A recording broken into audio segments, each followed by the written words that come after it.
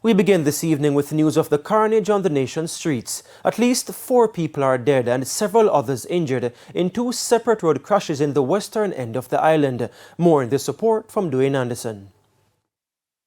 These 2 mangled vehicles are signs of the death and destruction that unfolded at the intersection of Ironshore Main Road and Morgan's Road in St. James sometime after 12 Sunday morning.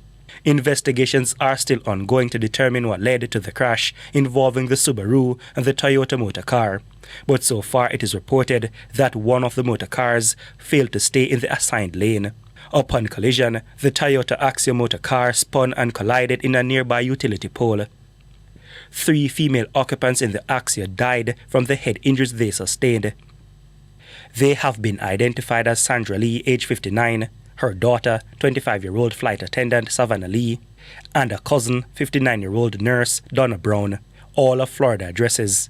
A man who was also in the Axia motor car remains in hospital in serious but stable condition.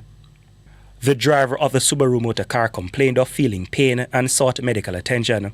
Vice Chairman of the National Road Safety Council, Dr. Lucian Jones, insists this morning's tragedy could have been avoided. This is utter chaos. And the National Road Safety Council sends through this medium condolences to those who perished last night, to the families and to the communities and to the whole nation, because this is a shocking behavior. Never had to happen. We just have to do better than this. And we have the power to do it. We just need to act, and act quickly and act consistently so that this does not continue on our roads. 364 persons have died now. 364 homes are suffering. And over in Westmoreland, a 60-year-old man also died in a road traffic crash. The crash happened on Bay Road in the parish. According to police reports, about 9 Friday night, the driver of a motor car failed to negotiate a right turn, lost control of the motor vehicle, and collided head-on with a motorcycle. The motorcyclist, who remains unidentified, was thrown from the motorcycle onto the road. He was pronounced dead at hospital.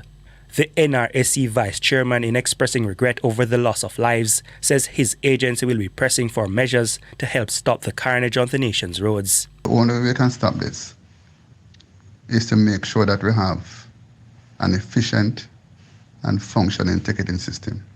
And when it works and people are caught breaking the law, there are consequences.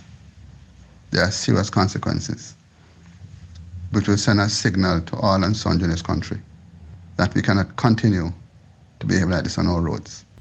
Dwayne Anderson, TVJ News.